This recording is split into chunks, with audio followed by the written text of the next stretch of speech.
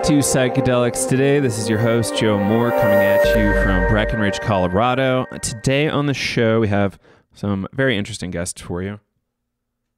Shari Taylor, PhD, MSN, and RYT, registered yoga teacher, and Lori Tipton, who both participated in the MDMA trials in New Orleans. And this therapy happened, I believe, at the beginning of 2018. Shari was the facilitator along with another person named Ray, who you hear about a little bit on the show. Lori had some pretty severe PTSD, and we get into that in the show, and was able to go through the full MAPS protocol. And this is a story of her healing and, you know, what it was like for her to go through it in kind of a chronological fashion. And it's pretty incredible. I think you're going to dig it. They had a lot of really important stuff to share. And I just, really appreciated it. It's really heartfelt. If you're not safe driving while crying, perhaps hit the pause button and listen to this one later. Kidding, maybe not kidding. I don't know. You know you best. Anyway, it's a great episode. I think you're going to really dig it, and I hope you enjoy it. Let us know what you think over at Psychedelics Today, email@gmail.com. If you want to support the show, there's a few ways you can go about that. We have a listing on iTunes and also on Facebook, and we love reviews on there. So if you haven't had the chance to go ahead and do that, we would really, really appreciate you just taking 1 minute to go over to iTunes, find Psychedelics Today on there, and leave us a review. It's super simple. Or on Facebook, just look us up, hit review, and leave a review. There you go. You've done us a huge favor, and we super appreciate it. If you want to become our patron, patreon.com/psychedelics today is a place where you can donate as little as $1 a month or as much as you'd like to help us keep this mission going. This is certainly a labor of love, and there's a substantial amount of expense to keep this thing going and growing. So if you want to help us out, feel free to do that. If you want to scoop up some t-shirts or mugs, you check us out, psychedelicstodayshop.com or psychedelicstoday.com. We'll get you there as well. And as always, there is Navigating Psychedelics, which is a class we put together that we wish we had when we were much younger. We've both made some mistakes, and I'm sure many of you out there have made mistakes that you wish you were able to avoid. And, that's what we did. What's the class we wish we had when we were younger so we could avoid a lot of this stuff? So it's kind of like an intro to like who we are, intro to psychedelics, preparation and safety, self-care and integration. It comes with our ebooks, the trip journal and integration workbook, which are both excellent. People seem to love those. We also get into like what is the psychedelic experience like, coming back, grounding in self-care, plenty of other resources. We got a bunch of master classes. I'll read some of the names here to you. Lenny Gibson, Elizabeth Gibson, Larry Norris, PhD from Erie and San Francisco area, Paul Austin talking about microdosing, Shannon Claire Carlin from MAPS talking about the MDMA Therapy Training Program, Catherine McLean talking about the Psychedelic Continuing Care Program, and much more. Ashley Booth, the founder of the Inner Space Integration Group and Aware Project out in the Los Angeles area. We've got Mitch Gomez, who's the director of Dance Safe. Julie Megler, also of Erie in San Francisco area. Dr. Richard Grossman, who's been facilitating ayahuasca for ages. Ville-Marie Narlock of Students for Sensible Drug Policy, Dr. Imar Gorman, and more. I think you will dig it. If you scoop it up, it really helps support the show, and really, I think, will take your psychedelic education to the next level. Realistically, where you want it to be before you move forward from where you're at. So check that out. It's called Navigating Psychedelics. You can find it off psychedelicstoday.com or psychedelicstoday.teachable.com. So thank you all for listening to this episode, and without further ado, here is Shari Taylor and Lori Tipton. Hello, everybody. This is Joe Moore. Here today with us, we have Lori Tipton and Shari Taylor from New Orleans. Thank you both for joining us. Thanks for having us. Absolutely. So the topic of the show today is a firsthand report of MDMA therapy. I'm sure all of you have seen some, crazy political language out there about, problems with MDMA therapy. And I just think it works so well for people that regardless of all of this crazy political stuff people want to debate, we need to move this stuff forward. And that's what we're here to talk about from a firsthand perspective, Lori. So Lori, maybe you can tell us a little bit about, set the stage for us about MDMA therapy for you.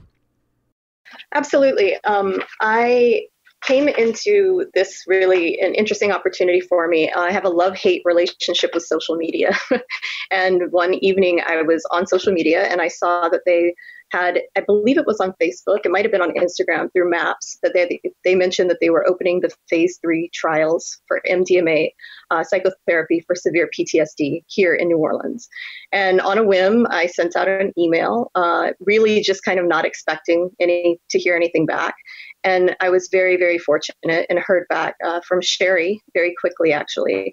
And at that point, I believe for myself, there was still a part of me that didn't really fully comprehend that I had PTSD.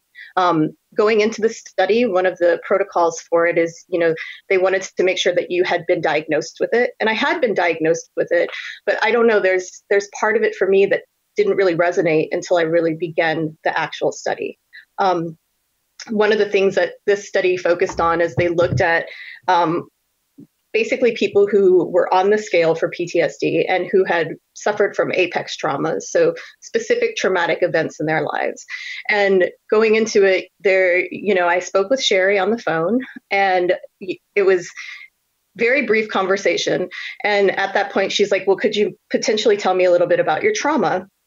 And at that point, I was like, well, these are the things that have happened to me. And it wasn't until really saying them out loud to someone else, again, in a very quick format, that I realized how much had happened to me. I had lost my brother to a drug overdose when I was 20 and he was 22. And then not long after that, right before Hurricane Katrina, when I was 24 years old, my mother killed 2 people and herself. And I was the one to discover their bodies. And then following Katrina, which was another obviously traumatic event for many, many people, I returned to New Orleans, and unfortunately I was raped by somebody that I trusted and subsequently ended up pregnant and had to have an abortion. So when listing those things very, quickly to someone, even at that time, there was still like a part of me that was removed from talking about those things. And I think that was part of the manifestation of my PTSD, is that I knew that I had gone and lived through these events, but I wasn't really feeling them. I wasn't really allowing myself to feel them. And that's interesting. I think it's more common than we might expect to, like, people with PTSD probably had multiple events. It could happen with one, but there's probably a lot of background stuff that really sets the stage. And it's incredible you were able to line up with Shari so quickly after you found out about it. So how did that work for you? Did you have to go through an extensive screening process, or was the phone call the most difficult part? No, I would say that there was a pretty extensive screening process, and there's different, because obviously this is a trial for the FDA that I was involved in. There's a lot of different things that had to happen that wouldn't happen. Hopefully that'll be when this moves forward and hopefully becomes a legal therapy, it won't be as intense to do all these things. But there was some screening, and some of that was obviously just physical, making sure that I was in good physical health to be in the trial. But then it was interesting because there was a lot of psychometric testing. And that, to me, while that was just getting into the trial, that was before I was actually formally accepted into the trial. That was really when the process started for me, because it wasn't until I sat down with these psychometric tests and started looking at, the way that I view the world, the way I view myself, these different, categories and indexes to fill out, did I realize, like, man, I'm really messed up. I was almost overcome with like how messed up I was, that I hadn't even recognized it. And I think that that's part of what happens with PTSD, is that you slowly become more of a manifestation of the disorder and less of who you are. And then you relate to the disorder and you think that's who you've always been. And that's totally what I had done. I tricked myself into thinking like this person that was very hypervigilant, very afraid, extremely huge startle response, very quick to get angry, didn't sleep well. I just thought that was who I always was. And it wasn't until I really started doing those tests that I thought back to my life before these traumatic events occurred. And I realized that I was nothing like that at one point in my life. So it clearly was impacting your day-to-day living. You thought it was just who you were, but you quick to anger, quick to startle. Did it impact personal relationships and your job, career? I'm a very, very high functioning individual, and I have been really, looking back on it, I think it was why it was absolutely difficult for me to really accept the fact that I had PTSD, because I always have had a job. I always have worked hard. I've definitely struggled in my personal relationships, but I've always had something of a support system, which I am extremely fortunate for. But also, with that being said, there was so much of me that felt very dualistic, because here I was up on the surface looking like I, had my stuff together. But then internally, I felt like I was like falling apart all the time. I felt so removed from everything and everyone. I felt untethered in a way that was just so uncomfortable and isolating and sad.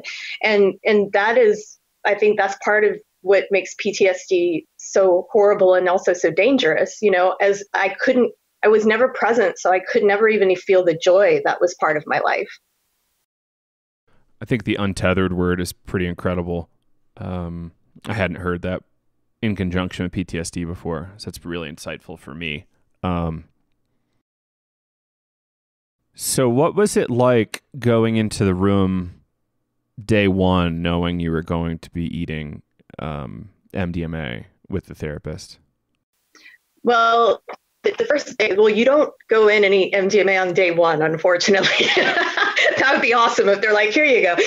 There's a lot of sessions beforehand where you definitely are able to then really acclimate yourself to what's going on and build trust with the team you're working with. And for the protocol with this, my team was Shari and Ray, so male and female. And, in those prep sessions beforehand, we really just got to know each other. And that really built the trust, because going into this, the set and setting is so important. And the fact that you feel that you are in an environment where you can deal with these traumatic events is paramount to really having this healing experience.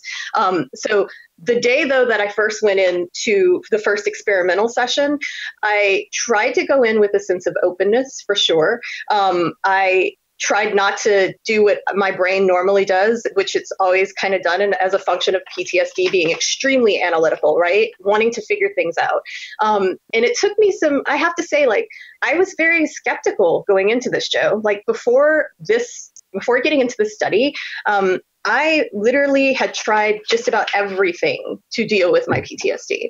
And I mean, there is a laundry list. I had seen, psychologists, psychiatrists. I had taken anti-anxiety medications, antidepressants. I'd seen internists, endocrinologists, dietitians. I'd gone vegan for over a year. I became a certified yoga teacher. I'd gone on meditation retreats. I even saw a witch doctor here in New Orleans. So I really was skeptical going into this. I did not believe that this was something that was going to easily work for me. That being said, I also thought, well, if I have this opportunity, I'm going to try to go into it as open as possible.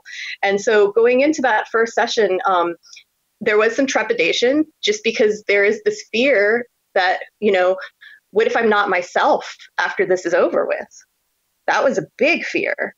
What if I'm not who I thought I was? I'm taking all these tests and I'm realizing that the manifestation of this disorder, who I think I am today, isn't really who I am. So who am I? And that's a big fear. So I think going into the first session, there was the excitement of obviously being a part of this study, but there was also the fear that this wouldn't work for me.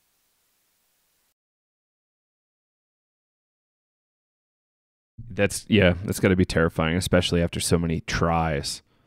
The risk of something not working has got to feel really terrible. And interesting you say the conception of who you are possibly being different later.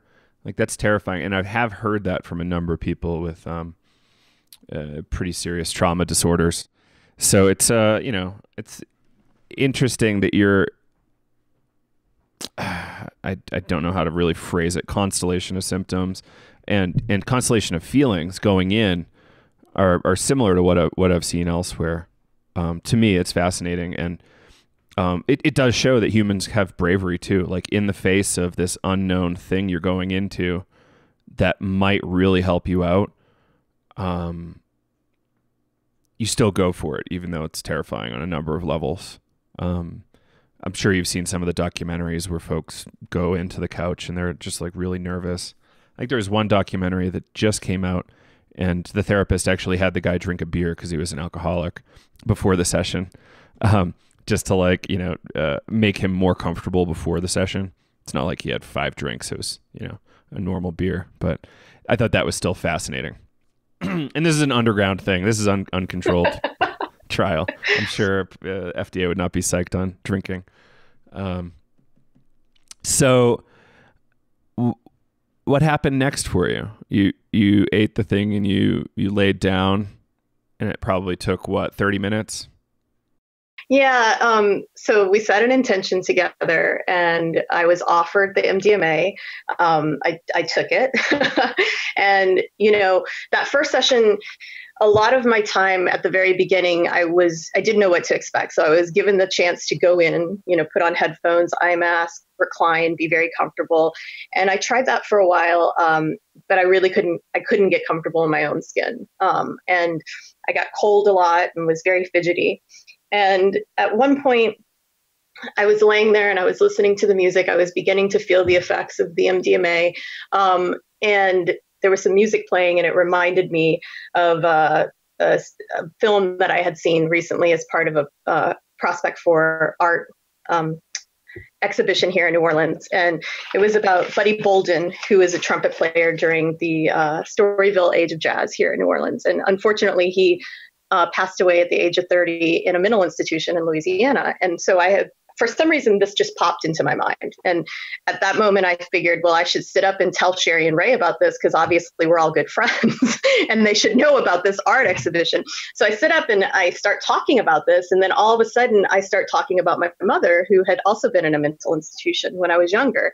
And it was just very interesting to me that my brain did this segue into that on its own. I can't stress enough that this is a very non-directive approach from the people that are there, like from Shari and Ray. They are not directing me. It's not like we go in and we're like, okay, at 1 p.m. we talk about your rape, at 1:30 we take a break. It's not like that. It's very non-directive. It's trusting that, I have this potential inside of myself to heal me. And they're just basically, I like to think of it as they're like my doulas, right? They're there to support me and love me and give me a safe space so that I can do the work that I need to do. And the first session was a lot of that. It was, I think, the effect of the MDMA, the way that it affected me in that first session the most was it presented to me these different memories, and they weren't sequential, and they didn't all have to do with my trauma by any means. But the difference is that when I would have a memory, I would feel it. And I mean, like, I could feel it almost as if I was feeling it in the moment in my body. And it was incredible, because I don't know the last time I had felt memories that way. And just with that, it was this play back and forth with myself, within myself, of rediscovering my own feelings and feeling empowered by that. And I think that the first session was exactly that. It was this idea that, hey, there is a different way. You've been doing things your whole life, it feels like, which isn't true. It hasn't been your whole life, but you've been going down this road. And at the end of the road, there's the stop sign. And to the left is fear and anxiety. To the right is joy and happiness. And you've always taken the left. Your brain always wants to take that left. And now we're pausing for a minute before we take the left. And we're deciding if that's the right way to go. And that was what that felt like for me. It was so liberating in a sense. And then, of course, as the session ended, it was kind of anticlimactic because it wasn't like, oh, well, I've solved everything. Here I go. Perfect. Ready to go out. No more problems. Everything's great. And so it was that kind of balance of saying, well, I know something happened. I already feel differently.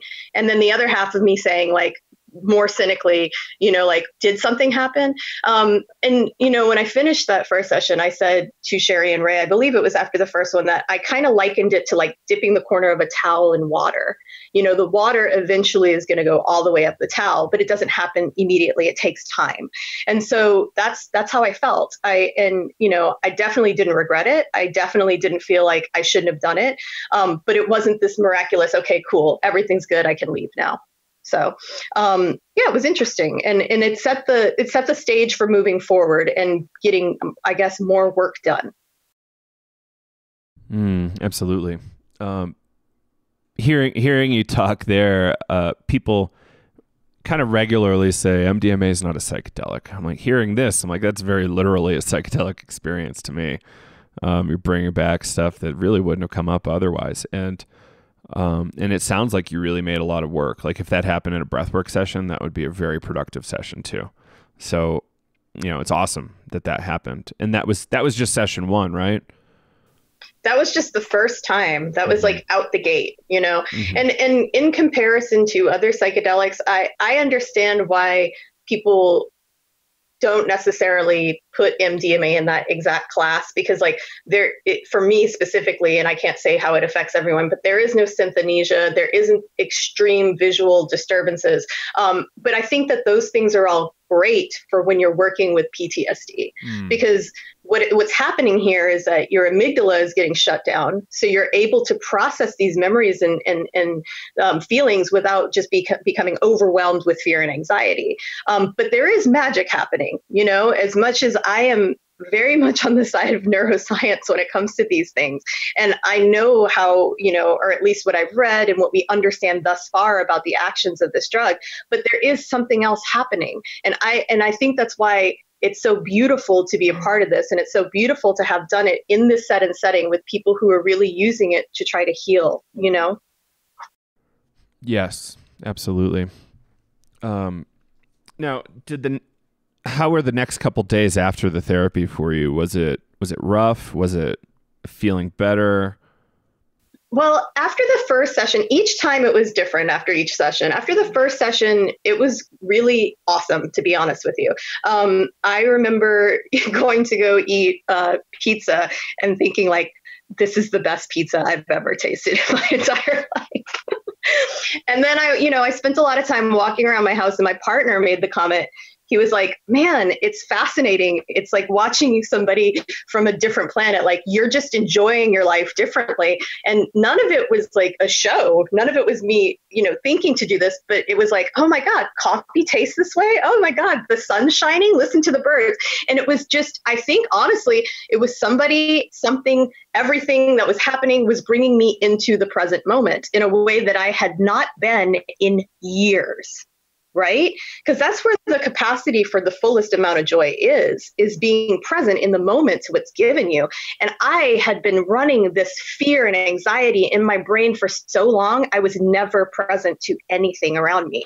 And so, stepping back into my life after that first session, I have to say, like, I couldn't believe, and it wasn't just like, it wasn't overnight. It was just like this slow, beautiful change that really, for me, I didn't even notice as much as my partner did.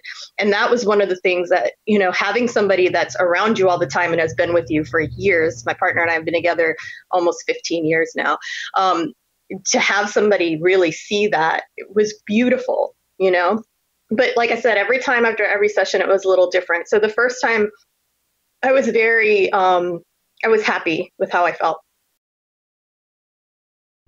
Okay. And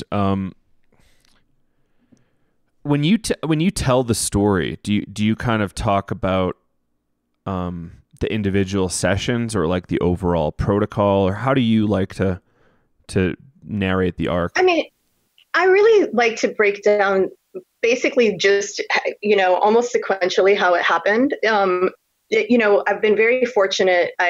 been a writer for several years, and I wrote a lot before going into this, which was really helpful because it really was it captured where my mindset was before going into this. And then I wrote throughout the whole time, which was really key to my healing. And also, it's just incredible for me to go back and read some of the stuff because, as you probably know, even with any kind of work such as this, healing work, like so many things come up. And if you don't take note of them, sometimes they can escape you. And so it's been really nice for me to have that narrative and to share it and in telling the story this way. I really do like to just tell it sequentially. After the first session, moving into the second session, I felt like the first one had given me a sense of trust, not just with Shari and Ray, who were amazing. I got the A team 100%, but also with a trust for myself in understanding that I could take a look at these things and they wouldn't overcome me. Part of having PTSD for me meant locking a lot of my emotions down, not allowing myself to feel things. And by doing so, I locked them up so tight, I was then afraid to ever let them out. Because I was like, if I let these things out, I'm going to want to kill myself. Or I might kill myself. And beyond that, it was not even just the thought of my own death. It was like, what else is there? And that unknown was so terrifying to me that it was worth me risking keeping them locked up. Subsequently, I locked up happiness and joy along with that because you have to be able and open to feel everything. You can't just feel the good stuff, right? So going into the second session, I think the first one allowed me kind of to start feeling things again and have a peek at that and know that it wouldn't overcome me. And the second session, I got more of the drug, which I thought was really beneficial for me. I was able to kind of get back into that mind space more quickly in the second session. And the second session was amazing for me because I felt like I had finally achieved what I'd been trying to achieve in like the 10 years of practicing yoga, where I was actually in a meditative state where I was for moments just able to witness my thoughts and emotions without being attached to them.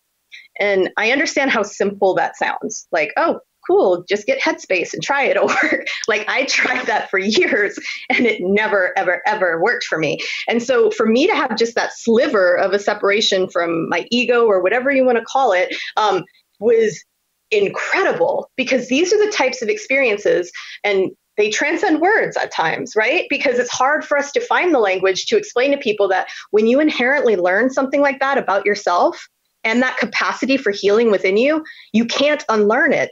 And me telling you at times it cheapens it, not in a way that I don't want to tell the story, but it cheapens it because unless you have felt that, it's very hard for me to convey it to you.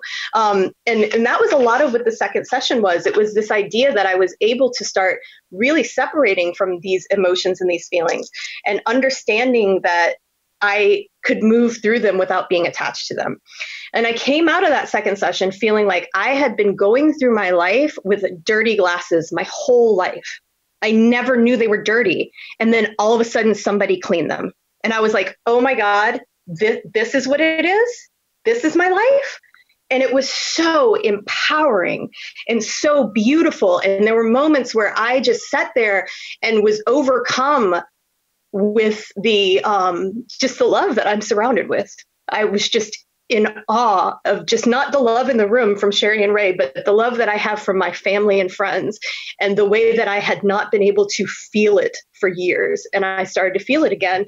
And I mean, that is worth the price of admission right there, you know? And I can hear it in your voice too. Like after my exclusive only ayahuasca session, that was it. It was like, go connect with your family. Like for whatever reason, you're not doing it. And yeah, that really changed my world, changed my life. And that feeling of love like that is unbelievable. And it's interesting that MDMA does that specifically. Like, say you do MDMA with a partner, it's like the amount of love that you feel between each other is then like unbounded. It's just like the dam released and it's like love flood. And it, I think, is really healing. I think it's so imperative too, because like part of my manifestation of this disorder was I could not love myself. And when I started to love myself is when I started to feel this love from other people. Like it was the self-empathy was, my God, like the self-empathy that comes out of this, that came out of this for me, saved my life, you know? And that's the thing, you know, getting ahead of myself a bit, but like, that's the frustration. Like the fact that I'm alive today and I'm so enamored with who I am and I'm so curious and in love with myself is proof that this is not a Schedule I drug. Yeah. Let's hope they listen. Yeah. There's still some like on the drug policy side, there's still some speculation that the scheduling might not change to the degree we want it to. Like clearly it's not addictive. Like people use it in bad ways at times, but for the large part, people aren't addicted to it, and it helps people tremendously. And I'm more hopeful. I think we're going to do good with the law here, and move it into a place where people have better access, including expanded access. Hopefully, you know, phase 3 goes so well that more people are able to jump in, which would be really cool. And maybe we can get into that later. Go ahead. I want this for everybody. Like I want it for every single person I know. I live in New Orleans where I don't know if I know anyone who has not suffered trauma. And so I want this for everybody, and I want this accessible and not just like legalized, but I want it financially accessible. I want this to be something that people can get because this has saved my life, you know? And so it's definitely, and that's one of the reasons why I feel so fortunate to have been part of the study, but also fortunate to share this story is because I truly do believe that it's been the past, and I know it's going to be the future of psychology, and I know how revolutionary this is.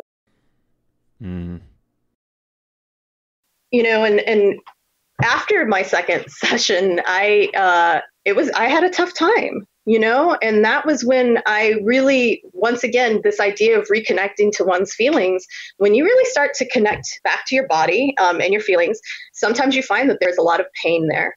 And there's a lot of hurt. And that is what I was feeling. I spent the week after my second session very, very, very sad. It was also right before Mardi Gras here. So it was difficult because all my friends were out partying, revelry, and I was at home crying. But the difference is that I did not feel desperate. I did not feel like it was completely a hopeless situation. I did not want to kill myself, which is huge because anytime in the past that I would feel that much emotion, that much pain, I would want to kill myself. And so for that to be absent from the equation it was incredible. And so I just sat with that pain and I was with it and it passed. And I thought it was because what does healing look like? That's the question, right? What does healing look like? It's not pretty, definitely. It's not wrapped up with a bow where we're just sitting around and all of a sudden I'm like, okay, I'm fixed. Cool. What's next? No, sometimes it looks like sitting in your recliner, crying for, 6 hours of the day and not being able to do anything. And that's okay if that's what it is. And I had to, once again, trust that whatever was happening inside of me, whatever was happening was something that was supposed to be, And so it definitely, at no time did I regret my participation, even in those moments where I felt very sad. I did not regret it. I knew I had to be with those feelings. And moving into the third, session, it was really interesting for me because initially, like I said before, one of the big questions before I did any of the experimental sessions, just going into this was, what if I'm no longer myself when this is over with, And it was funny because my therapist and my tarot card reader both said, you're going to be more yourself when this is over with. And that was really so beautifully spoken and very true. The third session is where we really, as a team, I think were able to tackle my trauma in a way that was so productive, so kind, and just needed. And that was, as a team, we had talked about going into the third session, some of the things that we wanted to hit on. And I definitely wanted to talk about my mother's death. There were moments when I walked into my mother's house where there were things I could not remember. It was as if somebody had made a movie and they cut clips out of it. Like, I could remember the smallest details, but then there would be something like a chunk was gone. No matter what I tried to do, I couldn't remember it. And so we decided as a team that, I was going to revisit that scenario, revisit that memory. And I did. And, I could not have done this without Shari and Ray. I mean, I have to stress that. I believe in the healing potential of this drug, this medicine, but I also believe in the healing potential of having people who are there to help you. I think together is where the magic happens. Right. And so I was like, okay, this is what we're going to do. And so it wasn't directed. It wasn't like, okay, at this time we go into it, but it was more directed by myself. I was like, okay, I'm going to put myself there. I want to talk about these events. And I was able to recount that day of walking into my mother's house, and being more present in my memory than I believe I was present in my physical life when it happened. I know when I had walked in there, when it happened, I had completely disassociated from what I was seeing. And so going back into that memory in a very safe environment, I was able to remember things that I had not been able to remember for over a decade. And these weren't a fabrication of my mind that I was reaching for. This was an inherent knowledge of what was happening. I was also able to have such empathy for myself in that situation, which is something I had never been able to do. Because in the past, when I would think about that, I would be so incredibly just overcome with shame and just feeling like I should have done more. But this time when I went back into that memory, I just my heart broke for myself in such a beautiful way. And I forgave myself of feeling any of those feelings and was able to just be present to something that in real life I could have never been present to. And it filled me with such a sense of empathy for the entire situation that it resolved so much of that fear that I had over it. And I mean, once again, these types of experiences, in the moments, they transcend words, because how do you find the words to say what that pain, the release of that pain is really like, And that was such a beautiful thing for me. And, here we go, that's done. Most people would be like, okay, cool, we've done enough today, like pack up your bags. But we still had other work to do. There was other things that were very unresolved as far as traumas in my life. And there was, it's hard for me to remember exactly in these sessions because there's so much feeling and so much emotion happening. It's not like you can just sit down and be like, this was the timeline of how we did everything in the session. And I don't know exactly how we moved on from that, but we had decided that we were also going to tackle my rape, my sexual assault. And when I started talking about that, I had this beautiful cathartic release in the memory of my mother. And then I began to talk about my rape, and everything about me just changed. I just became so detached and just so, I don't know, sad, but not in a productive way. Just almost, it was very, I could even feel it. And in the room, you could feel it, that there was a switch in my mood, like something had happened. And Shari and Ray both, pointed that out, not in a directive like, oh, you're doing this wrong, but we're just like, we noticed that you are acting this way, or you might be feeling this way. Could you talk about that? And, I realized that I was very angry about the situation and very uncomfortable with it.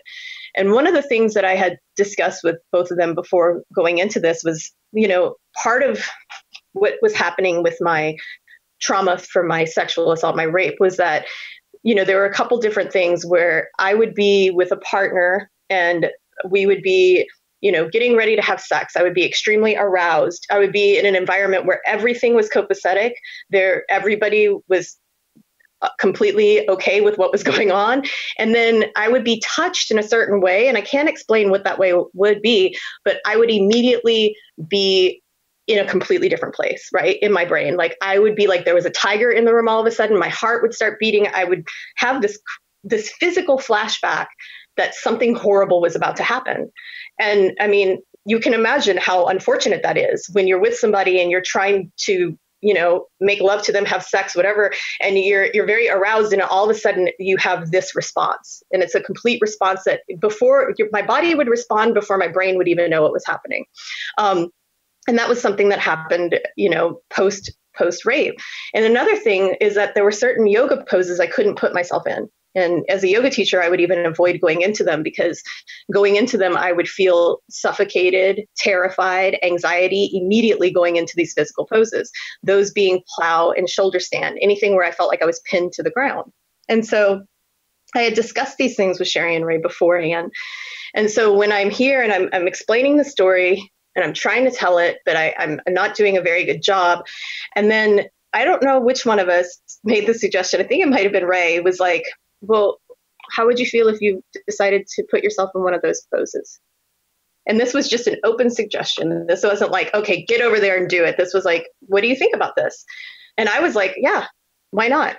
Like, let's do this, but then I did the classic, like here I am still like very high on MDMA, and I do the classic avoidance technique. Like, oh, I got to wash my hands and take, get some gum, and like literally coming up with a laundry list of things to do in this tiny room. Like fold a blanket, before I can go over and do this. Cause it's like, I know I'm about to put myself in this spot. And finally I go over and I stretch out a little bit. And I just want to say, like, I am a yoga practitioner. And so this wasn't like a dangerous thing for me to put myself physically. This was not a dangerous thing for me to put myself in these poses. And Shari and Ray were right there with me, like right there with me. And so I go to put myself in the pose. And I mean, the minute I get into plow pose, I just am overcome with anxiety, fear. I'm terrified. I feel like I can't breathe. I can't breathe because I feel like I'm so compressed, and I can't breathe because like tears are now streaming down my face. And I am in what I would say hell, honestly. And Shari's right there with me. And at this point, she's holding my hand and she's looking at me and she's saying, lovingly, calmly, she's like, what do you feel? And I said, well, I feel terrified. I'm scared. I'm overcome. I can't breathe. And she's like, well, what does that feeling need? And before I could even think about that, before I even internalized and like cognitively, analytically was like, what does this feeling need? Immediately I said, I need to be heard. And that was it. Like there I was, just laying on this mat in this haphazard yoga pose, high on MDMA. And I just needed someone to hear me and to be there and to have empathy for this young girl who was raped and didn't have anybody at the time of that who heard her. And so having that was like, I can't. My heart, so much love for Shari and Ray, so much love for myself to be brave enough to put myself in that position physically, emotionally, mentally. And I mean, there was a release, and I came out of the pose and I took some really beautiful deep breaths. And then I went back into the pose 2 more times. And by the 3rd time, it was like, obviously, like it wasn't super comfortable, but it was like a yoga pose, and it wasn't this trauma, it wasn't an elephant on my chest. And had that not happened to me, I would not believe it. I wouldn't. I would say, well, that sounds a little wacky, but it happened to me. And I mean, there is very few other moments in my life that are so profound and beautiful and meaningful to me.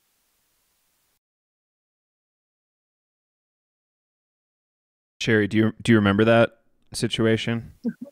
Oh, very well. Yeah. It's so moving even to hear her speak of it now. Yeah. Yeah. It's very incredible.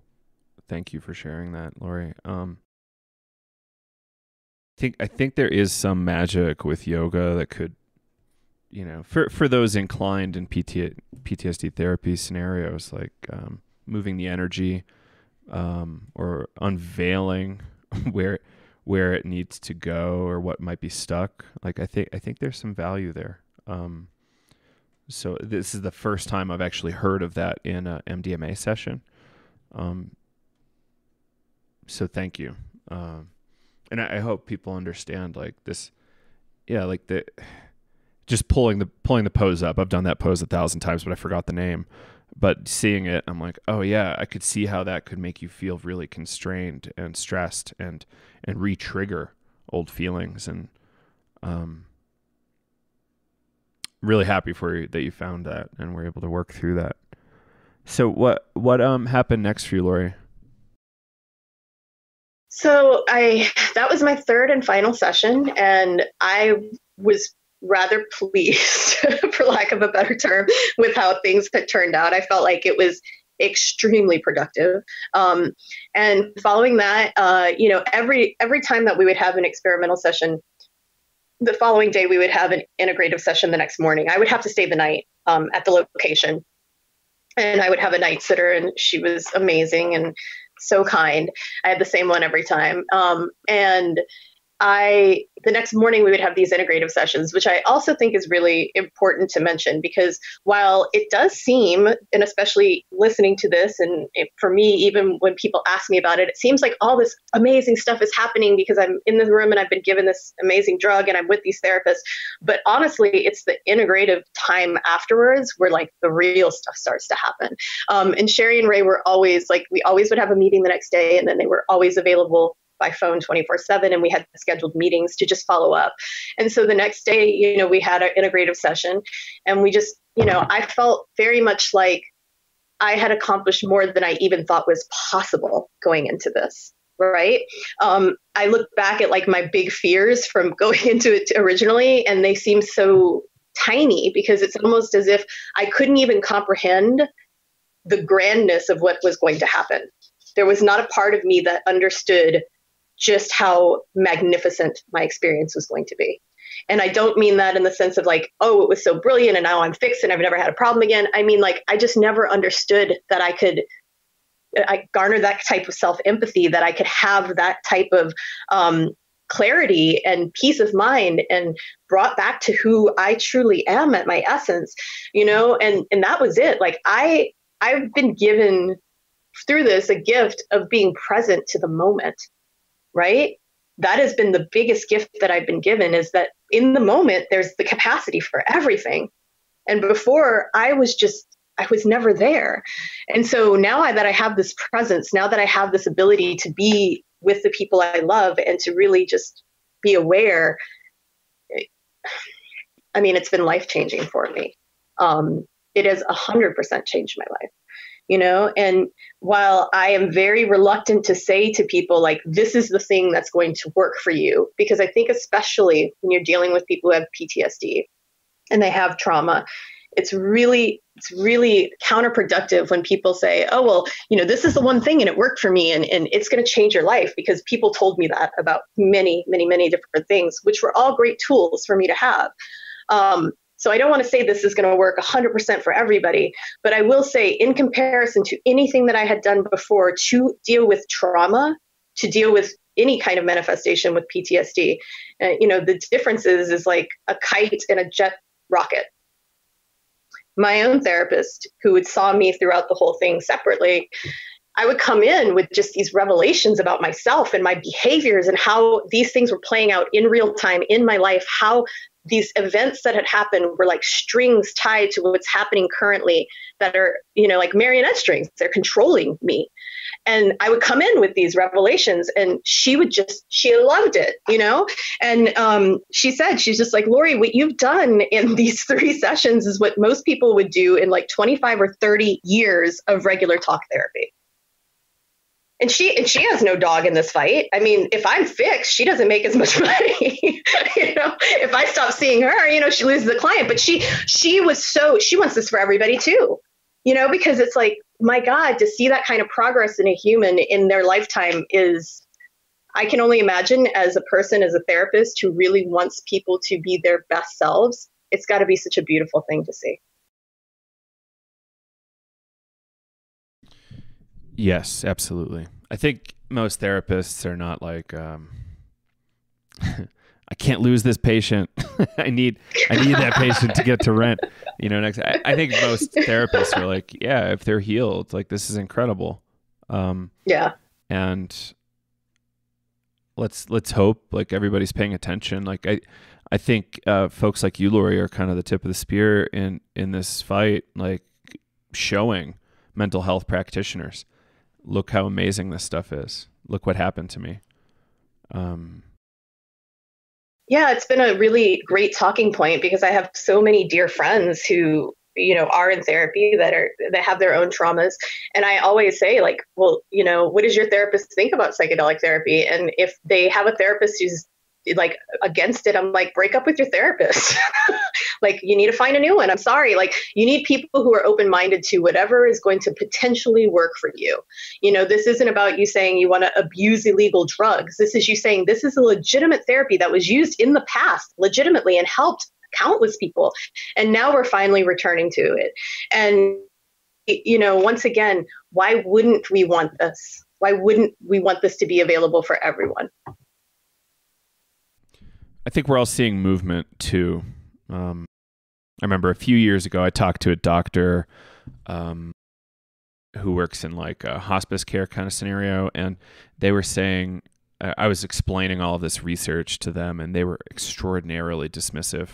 Like, it'll never work. And last winter, I talked to a psychiatrist, started telling him a little bit about this stuff. And he was, again, extraordinarily dismissive, saying we have plenty of things that help with PTSD, with the caveat that you get them into treatment soon enough. And I'm like, that's never going to work. That's not going to fly, man. I'm sorry. And so I just kind of like took off. And now I'm seeing, as a result of all of these trials, the publications and people like yourself coming forward with their stories, it's really changing the mental health narrative around MDMA and other psychedelic drugs. So, yeah. I agree. I mean, I'm completing a book at this time. And one of the reasons that I want this out there is because I want it in the hands of the people who don't believe. Those are the interviews that I want to have. Those are the people I want to sit down with. Those are the people that I want to read my book, is because I want them to understand that this is a very legitimate therapy. And it isn't something that should be written off as a counterculture. It's not something that should be equated with drug abuse. This is something that is so desperately needed that to deny it is a disservice to humankind.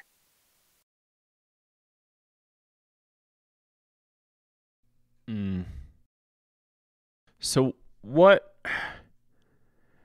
in observing your day to day now from before, like how long has it been? When did you finish your third session?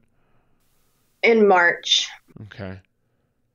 So you mentioned startle response. Is that way down? Oh my God, it's incredible. It's incredible. I work as a bartender, and working in a bar, there is always a lot of like dropping things. And beforehand, it's so funny because it's just another example of how we internalize these behaviors as who we are. Like, people would do something and I would jump. And even my coworkers would be like, oh, Lori jumps at anything. And I just thought, well, that's who I am. And then I went through this and it's like things happen and like, I don't jump anymore. And it is so, the first time it happened and I didn't jump, I like grabbed a coworker and I was like, I didn't jump. And she's like, what? And I was like, I didn't get upset. And she like looked at me like, okay, crazy. But I mean, that's the kind of stuff. I was elated because it's those little things that they seem so simple, but it's just a representation of something so much deeper that's happening on the inside. And anger is substantially less? Yeah, absolutely. I think that I'm less quick to get angry because I'm not constantly like thinking of all the horrible stuff that could happen at the next moment.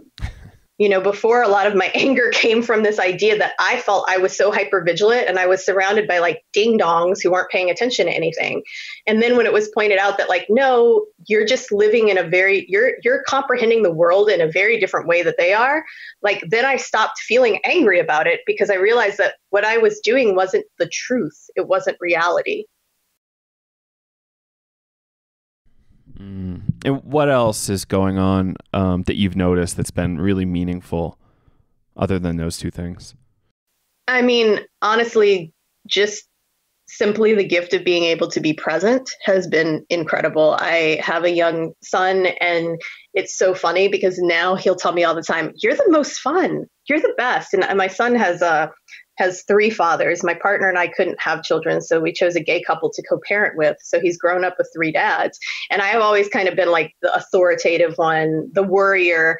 And like all of a sudden now I'm the fun one. And that is so awesome. Like, I can't even tell you, like, being the fun one, the fun parent to my 5-year-old son is like the best thing that could ever happen to me. It's better than $1 million. And that's so amazing. And then beyond that, my relationships with my co-parents, with my partner, have just flourished because there's so much less anxiety and fear. There's so much better communication when you're not constantly worried about things. And then honestly, like my the problems that I was having, that I would have these triggering moments when aroused, like that has not happened again. And that is incredible. That is so incredible. So, I mean, I have noticed, you can look at these things and say on a scale of grander things, yes, my startle response went down. Yes, I'm sleeping a lot better. Yes, I have less intrusive thoughts. Yes, I don't have like recurrent nightmares. But then at the same time, internally, the things that might not be as noticeable to other people is like, I'm feeling joy and happiness in a way I haven't felt in over a decade. And I'm not faking it. I was faking it for so long. I was exhausted all the time. And I have so much more energy because it's just natural now. And Shari, what do you, we've maybe got about 10 minutes left. So I want to hear from you a little bit too, after we've heard that amazing story. Like what for you stands out as being like some of the more meaningful stuff that you've seen, maybe with Lori or maybe generalized elsewhere? Well, as you can imagine from hearing her story, as a therapist, it's just heartwarming, incredible. It's given me a renewed passion in my career in this field. Like Lori said, there's a lot of barriers sort of built up and constructed. I've worked with trauma patients for a long time, and chipping away at those barriers and those constructs, it's a slow, painful process. And to see those barriers sort of melt away during these sessions, and sort of watching the individual's inner healer kind of speak to them in a way, it's just remarkable. I've never seen anything like it. And it's the first time I saw it was in a video that they had brought. One of the MAPS neuroscientists came to New Orleans and did a presentation where she was talking about the therapy and showed a video, one of the veterans that had received the MDMA assisted psychotherapy. And I saw it then. I saw his inner healer sort of, saying his truth. And I think that's one of the important things to note about this is, as a therapist, we're sort of creating this space, this safe environment, and where there's trust and, the ability for the people to allow those barriers to kind of melt away for enough time so that the body's inner healer can work. I sort of compare it to, if we get a cut on our leg or something, our body naturally moves toward healing, and our psyche does that as well if given the opportunity in the environment. So being able to watch that happen, some of these experiences that Lori talked about, it was her own truth just being manifested, and they know it. And you can see that they know that this is the truth, that, you know, I am worthy, and, you know, the compassion, seeing the compassion that people feel for themselves and for others, and even, you know, often for their perpetrators. I mean, it's just incredible the amount of healing that happens in such a short amount of time, and then continues to happen.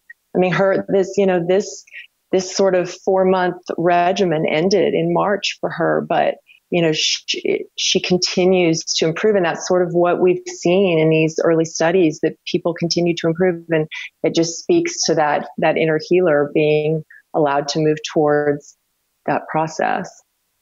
So yeah, it's really incredible. I feel so lucky to be a part of it. The inner healer.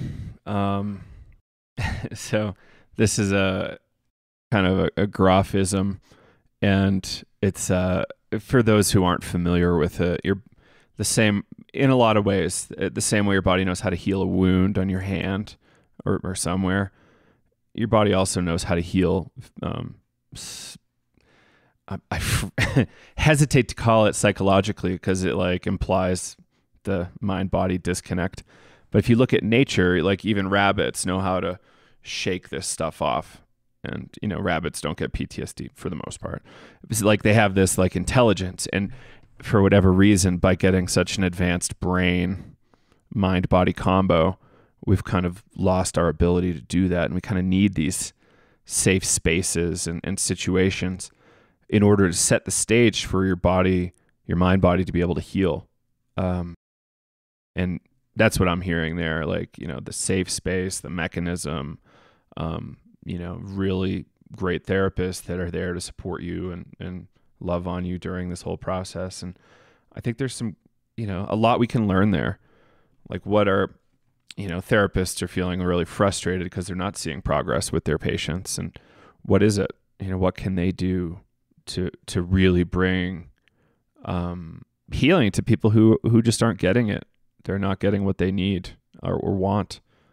Yeah, so it's such a problem. I mean, we, you know, in the field of psychiatry, there just haven't been many huge advances like in some of the other fields, and it's so needed. I mean, after Katrina here, the suicide rate tripled. You know, we have a large veteran population here, and 22 veterans a day commit suicide. I mean, it's incredible the amount of suffering that I get hundreds of emails from people wanting to be in this study. And, you know, it's probably the hardest part of it, you know, not being able to just have it be available for more people. And, you know, I really hope for that day to come when it can be. Absolutely.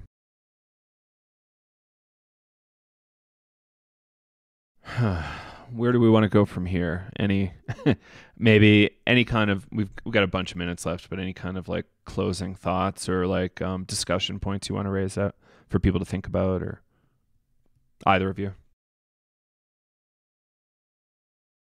Well, I think that for people who are interested in finding out more about this, they should, you know, look at the MAPS website for sure. They have a lot of useful information there about all the current studies that are happening, because there are, like, phase 3 is, I believe it's open right now. Is that right, Shari? We're about to start screening, and a good place for people to look to is clinicaltrials.gov.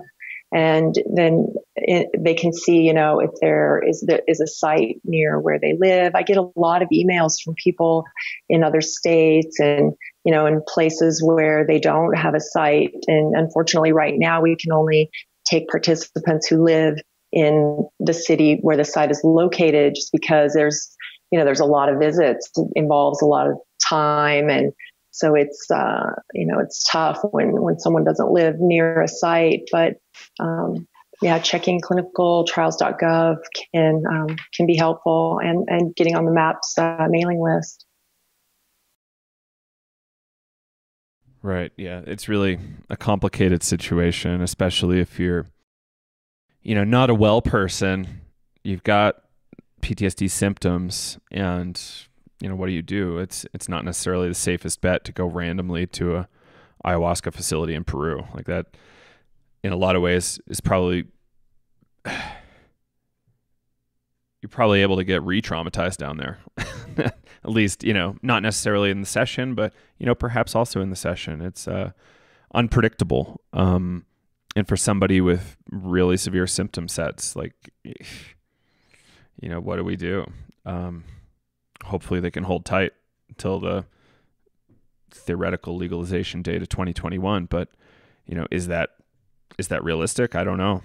I'm hoping for expanded access sooner than completion of phase 3, and a lot more people will have access. I'm also hoping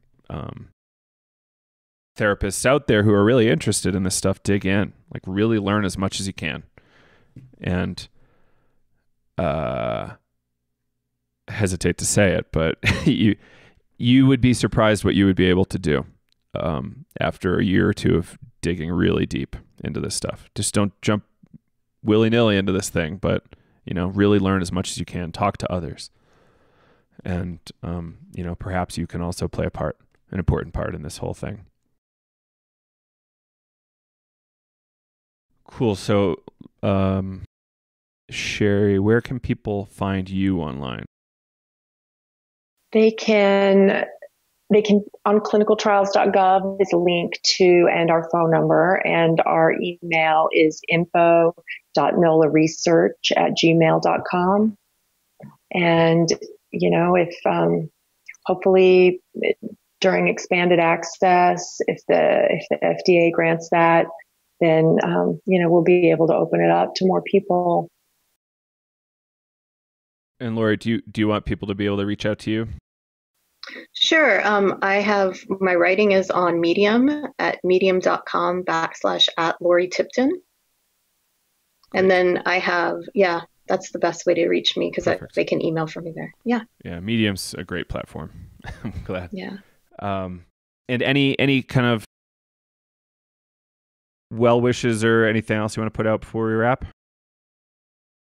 Yeah, I just want to say thank you so much for allowing us to have this discussion. I think these discussions are so valuable. I think humanizing these experiences and sharing these stories are so powerful. I think storytelling has the capability to change the minds of many people. So thank you for allowing me this platform to do that. And I think it's important that people continue to have discussions about this, because the less that we take this from being something of the counterculture and more that we really look at it as a legitimate therapy and take it seriously and talk to people within our community and talk to others, the quicker I think that we are going to see some drug reform in the way that we need to enable for it to help as many people as possible. I think that there is a lot of questions as to what it's going to look like once this drug is decriminalized or given expanded access. And I think that we need to also be aware of what that's going to look like for everyone when that happens, so that we're already prepared to make sure that everyone has access to this that needs it. Because I think that this is something truly, from my experience, that for PTSD is non-parallel to any therapy that is available right now. Wholeheartedly agree. It's important to break the stigma. That the psychedelic, the history of psychedelics was, I guess it's not surprising that none of the history was even covered in any of my medical training or curriculum. And I think it's important to just talk about it, and remove some of the stigma so that people will be more open to it. I appreciate Lori being willing to talk about her experiences. She's an amazing woman, amazing writer, and I think it's going to touch a lot of people's hearts.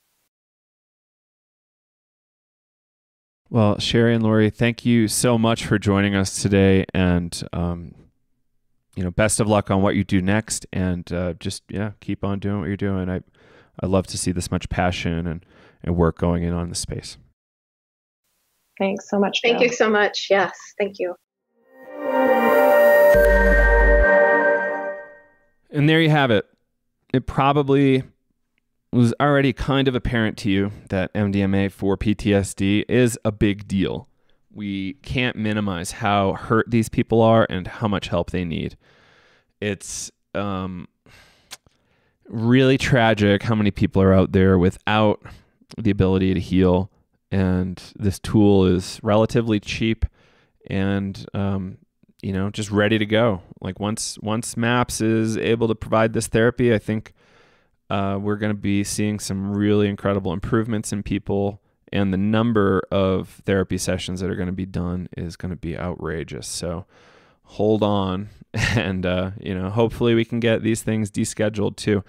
Important to note, reclassification as a prescribable substance doesn't necessarily mean the drug will be rescheduled. Drug Policy Alliance brings this up very regularly, and it's something that we need to pay attention to. So if and when this thing is prescribable and it is not rescheduled, that's a really big deal, and we need to pay quite a bit of attention to that. Jail is to be avoided.